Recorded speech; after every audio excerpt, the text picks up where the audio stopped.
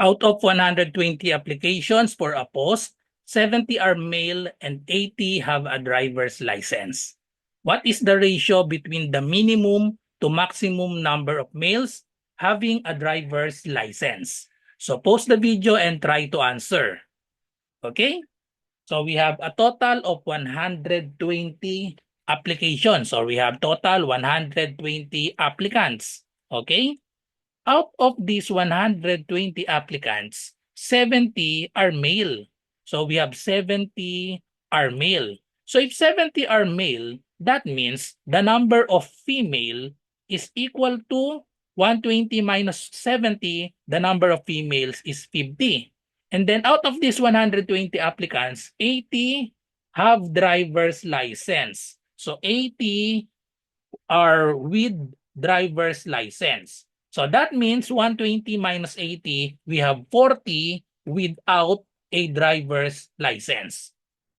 So the question is, what is the ratio between the minimum to maximum number of males having a driver's license? So first, let us solve the minimum. Okay? So the minimum and then we have the maximum. For the minimum male having a driver's license, we assume that all the females have driver's license. So if all the females have driver's license, so there is a remaining of 30. Remaining of 30 male with driver's license because the total of applicants with driver's license is 80. So we will subtract the females.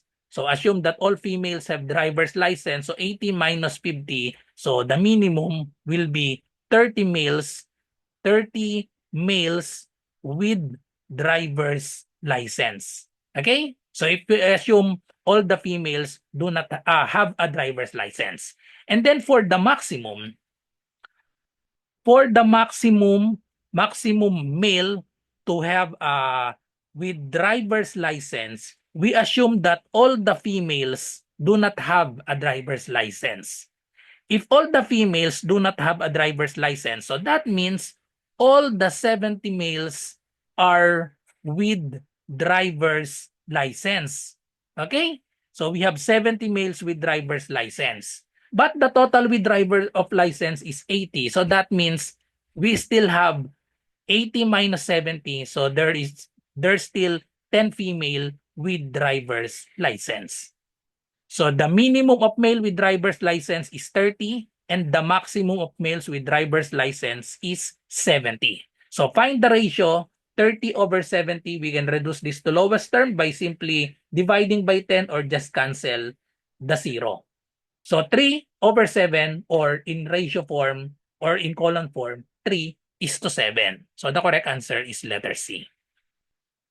Thank you for watching. Follow me for more content like this. So good luck sa lahat na nagre-review para sa civil service exam, sa LET, or sa college entrance test. Bye-bye and God bless.